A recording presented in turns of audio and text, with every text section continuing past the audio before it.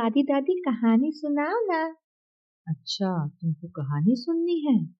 हाँ दादी हाँ। तो चलो ठीक है। मैं तुमको आज मुर्गा और सेम का दाना ये कहानी सुना रही हूँ। वाओ, मुर्गा मीन्स कॉक। यस, मुर्गा और सेम का दाना ये एक रूसी लोक कथा है। तुमको पता है रूस में ऐसी बहुत सारी परियों की और छोटे छोटे राजकुमारों की, मेढक की और फिनिक्स की कहानियां बहुत मशहूर हैं। तो आज हम मुर्गा और सेम का दाना ये कहानी सुनेंगे। वाओ दादी, बहुत मजा आएगा। मैं बिल्लू टिंकू चिंकी रिंकी सबको बुला के लाता हूँ। ठीक है बेटा, सबको बुला के ले आओ। तो चलो दोस्तों, आज सुनते हैं एक रूसी कहानी, मुर्गा और सेम का दाना। एक बार एक मुर्गा था और एक मुर्गी थी। एक रोज मुर्गा बगीचे में जमीन खोद रहा था। खोदते खोदते उसे एक सेम का दाना मिला। कुकड़ू कू, मुर्गा चिल्लाया। मुर्गी, ले सेम का दाना खा। कुकड़ू कू, धन्यवाद। मुर्गे ने मुर्गी से कहा कि तुम ही इसे खा लो। मुर्गे ने सेम के दाने में चोंच मारी और उसे उठाकर निगल गया। सेम का दाना उसके गले में अटक गया। वह चिल्लाया, मुर्गी मुर्गी बचाओ बचाओ, कृपा करके जाओ जल्दी से नदी से मेरे लिए थोड़ा सा पानी मांग कर लाओ। सो मुर्गी बेचारी क्या करती, वह दौड़ती दौड़ती नदी के पास पहुंची। नदी नदी, मुर्गे के लिए मुझे थोड़ा सा पानी दे दे, क्योंकि मुर्गे के गले में सेम का दाना अटक गया है।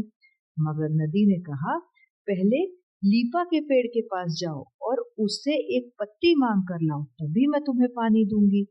सो मुर्गी बेचारी क्या करती, वह दौड़ती दौड़ती लीपा के पेड़ के पास पहुंची। लीपा के पेड़, मुझे एक पत्ती दे दे, मैं पत्ती नदी के पास ले जाऊंगी और नदी मुर्गे के लिए मुझे थोड़ा सा पानी देगी, क्योंकि मुर्गे के गले में सेम का दाना अटक गया है।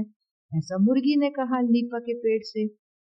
मगर लीपा के पेड़ ने कहा, पहले किसी लड़की के पास जाओ और उससे एक धागा मांग कर लाओ। सो मुर्गी बेचारी क्या करती, वो दौड़ती दौड़ती एक लड़की के पास पहुंची। लड़की, अरे लड़की, मुझे एक धागा दे दे, मैं धागा लीपा के पेड़ के पास ले जाऊंगी। ऐसा मुर्गी बोली। लीपा का पेड़ मुझे नदी के लिए पत्ता देगा और नदी फिर मुझे पानी देगी। ऐसा मुर्गी ने उस लड़की से कहा। लड़की ने कहा, पहले कंघी बनाने वाले के पास जाओ और उनसे एक कंघी मांग कर लाओ, तभी मैं तुम्हें धागा दूंगी। सो मुर्गी बेचारी क्या करती, वो दौड़ती दौड़ती कुकड़ू कू करती करती कंघी बनाने वाले के पास पहुंची।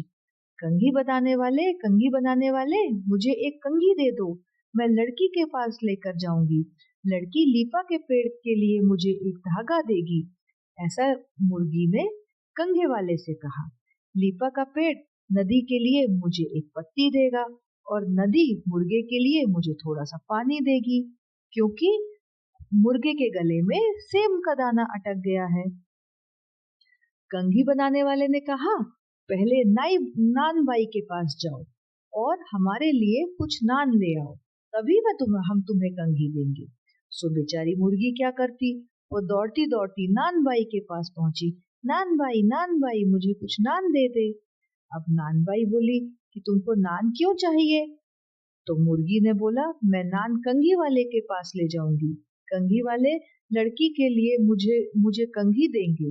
लड़की लीपा के पेड़ के लिए मुझे धागा देगी। लीपा का पेड़ मुझे नदी के लिए पत्ता देगा और नदी मुर्गे के वास्ते मुझे थोड़ा पानी देगी, क्योंकि उसके गले में सेम का दाना अटक गया है। नानबाई ने कहा कि पहले लकड़हारे के पास जाओ और हमारे लिए जलाने के लिए कुछ लकड़ी लाओ। सो मुर्गी बेचारी क्या करती, वह कुकड़ कू करती करती दौड़ती दौड़ती लकड़हारे के पास पहुंची। लकड़हारे, ओ लकड़हारे, नानबाई के लिए मुझे जलाने के लिए कुछ लकड़ी दे दो। ऐसा मुर्गी ने लकड़हारे से कहा। नानबाई मुझे कंघी वाले के लिए कुछ नान देगी। कंघी वाले मुझे लकड़ी के कंघी वाले मुझे लड़की के लिए कंघी देंगे। लड़की मुझे लीपा के पेड़ के लिए धागा देगी, लीपा का पेड़ मुझे नदी के लिए एक पत्ती देगा, और नदी मुर्गे के लिए मुझे थोड़ा सा पानी देगी, क्योंकि उसके गले में सेम का दाना अटक गया है। लकड़हारे ने मुर्गी को जलाने के लिए कुछ लकड़ी दे दी। मुर्गी जलाने के लिए लकड़ी नानबाई के पास लेकर गई। नानबाई ने लड़की के लिए कुछ नान दे दिए।